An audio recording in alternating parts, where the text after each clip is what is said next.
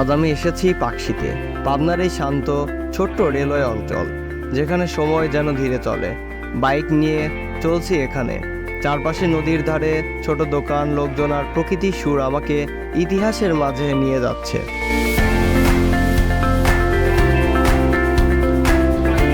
আমি এখন আছি পাবনার পাকশীতে, দাঁড়িয়ে আছি কালের সাক্ষী সেই 1898 সালের সেই ট্রেনের সামনে। আজকে জানাবো আপনাদের এই ট্রেনের ইতিহাস এবং ঐতিহ্য সম্পর্কে।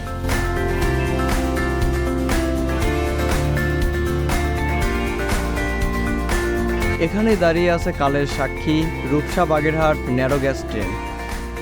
14 ফেব্রুয়ারি 1898 সালে প্রথম চালু হওয়া এই ট্রেনটি ব্রিটিশ আমলে মানুষের যাতায়াতের প্রধান মাধ্যম ছিল।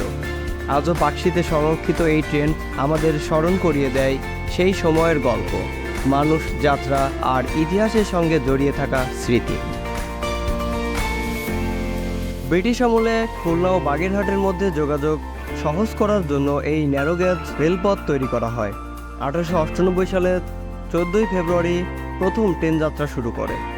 32 কিলোমিটার দীর্ঘ এই সেকশন ছিল ছোট হলেও অত্যন্ত গুরুত্বপূর্ণ। 2 ফুট 6 ইঞ্চি গেজের কারণে এটি ন্যারো গেজ হিসেবে পরিচিত। ছোট কিন্তু মানুষের ভ্রমণ ও পণ্য পরিবহনের জন্য এই লোহার দানব ছিল অপরিহার্য।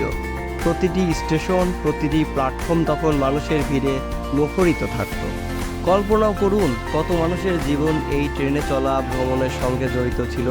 কেউ যাচ্ছিল পড়াশোনার শহরে, কেউ ব্যবসায়িক কাজে, আবার কেউ পরিবার সংক্রান্ত যাত্রা। ছোট ছোট ব্যাগ, হাতের নথি, স্বপ্নগুলো বগিতে জমা হতো। শহর আর গ্রামকে সংযুক্ত করে এই ট্রেন মানুষের গল্প, তাদের হাসি, কান্না, স্বপ্ন সবই বহন করত। উদ্বোধনকারী সম্পর্কে নির্দিষ্ট তথ্য পাওয়া যায়নি, তবে ব্রিটিশ শাসনামলে সাধারণত রেলওয়ে মন্ত্রী বা গভর্নর এ ধরনের রেলপথ উদ্বোধন করতেন। এই ট্রেন ব্রিটিশ শাসনামলে মানুষের যাতায়াতের প্রধান মাধ্যম ছিল। মালবাহী ও যাত্রীবাহী পরিবহন, বাজার সংযোগ এবং নৌপথের সঙ্গে সমন্বয় সবই এই ছোট লোহার লাইনের মাধ্যমে সম্ভব হতো।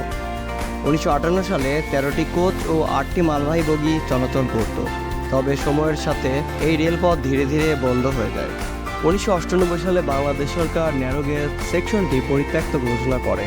আজ এই ট্রেন আর ছুটে চলে না, কিন্তু পাকশী রেলওয়ে অফিসের সামনে সংরক্ষিত ইঞ্জিন ও বগি আমাদের স্মরণ করিয়ে দেয় সেই ইতিহাস। প্রতিটি চাকা, প্রতিটি জানালা যেন ফিসফিস করে বলে, আমরা একসময় চলেছি। প্রতিটি যাত্রা আমাদের জীবনের অংশ ছিল। এই ট্রেন শুধু লোহার যান নয়, এটি ইতিহাস, মানুষের গল্প, সময়ের সাক্ষী। যখন আমরা এর সামনে দাঁড়াই, আমরা শুধু পুরনো ট্রেন দেখি না, আমরা দেখি একটি যুগ, একটি জীবন যা লোহার চাকা ঘুরিয়ে গিয়েছিল। কালের সাক্ষী সেই ট্রেন যা আমাদের শেখায় যানবাহন থেমে যায়, কিন্তু গল্প বেঁচে থাকে যুগের পর যুগ।